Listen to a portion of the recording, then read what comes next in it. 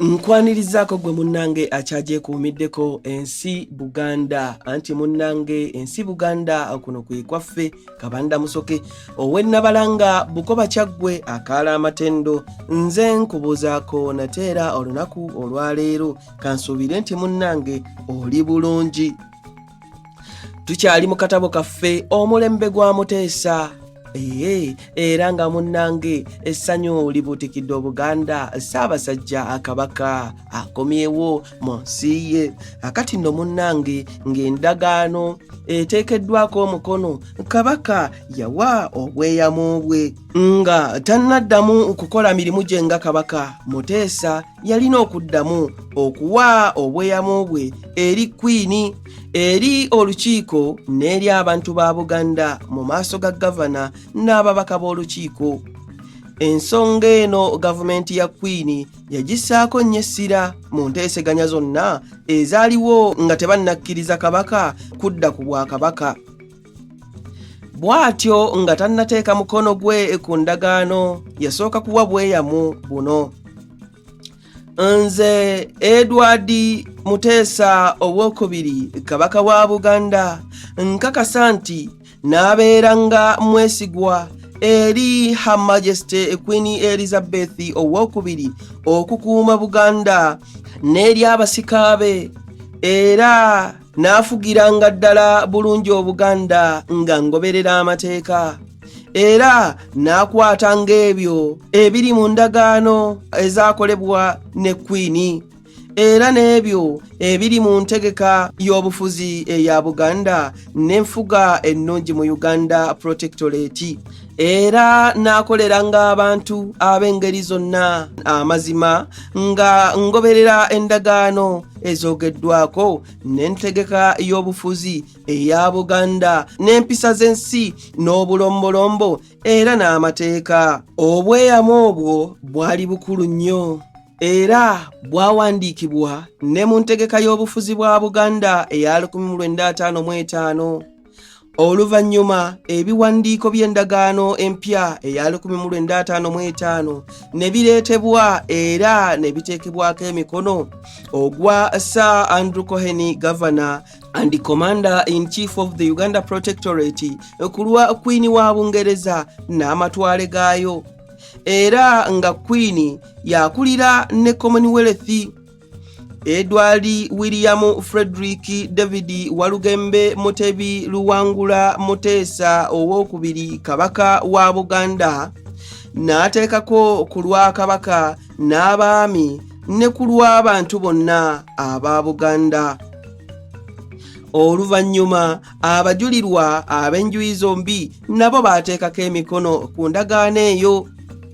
Nga giwedde, Kabaka yayongera okwebaza abo bonna abaalwana olutalo olw'okumukomyawo, era n'ayogera bw'ati: kaakati omulimu ogunjolekedde gwe gw'okukuuma embeera ennungi ey'ensi yange n'okugikuza ng'eri mu ddembe, nga kye tuluubirira kwe kutuuka ku kwefuga kwa Buganda ng'eri mu Uganda eyeefuga yokka. Neewaddeyo okuweereza abantu bange, era obulungi bw'embeera yaabwe tebunvenga mu mwoyo, era buli kiseera n'alowoozanga ku ebyo ebibaleetera okwesiima mu bulamu, nga ntwala bulijjo nga gwe mulimu gwange ddala ddala ddala. Omukisa gwa Katonda ayinza byonna gubeerenga nammwe ne ku bantu bonna. Munnange ng'amaze ne Gavana Sir Andrew Cohen naye yasituka okwogera nti omulimu gwe ogusooka kwe kwaniriza His Highness Kabaka Muteesa owookubiri n'okumuyozayoza olw'okudda mu Buganda, era ng'abantu abalala bangi bwe bamukulisa mu mwoyo omulungi ddala, bonna nga basanyukira wamu n'Abaganda olw'okudda kwe.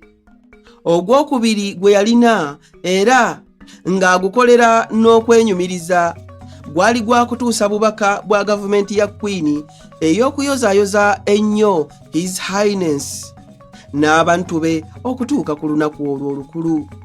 olunajjukirwanga abaana n'abazzukulu. Yayogera ku bagenyi abaava e Bungereza nti ke kabonero akalagira ddala okufaayo kwa Bungereza n'okwagala okumanya ebyo ebifa mu nsi eno. Omukwano gwa Buganda ne Bungereza guyise mu kiseera ekizibu, naye mu buzibu obwo muvuddemu obutukuvu n'omukwano ogw'amaanyi mu kiseera ekyakanyoolagano. Si basajja bokka naye n'abakazi nga bakulemberwa Her Highness Nnaabagereka.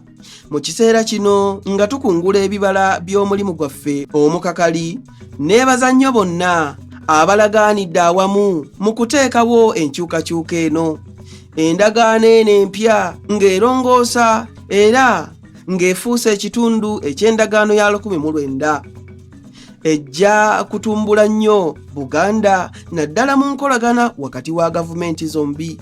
Kale nno okuva ku lunaku luno endagaano lweteekeddwako emikono tusaana tweweeyo okukola ebintu bisatu era nga bye bino: Abazungu n'Abaganda okugezaako okumanyagana mu bantu so si ng'ekibiina, kubanga omukwano ogw'engeri eyo musingi omuva ebintu byonna ebirungi.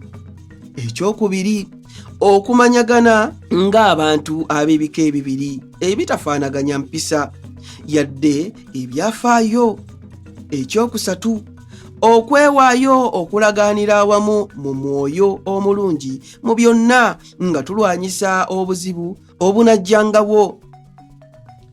Olwaleero katusanyuke era tujaguze olw'omukwano gw'Abaganda n'Abangereza omuvudde ebirungi ebingi bino.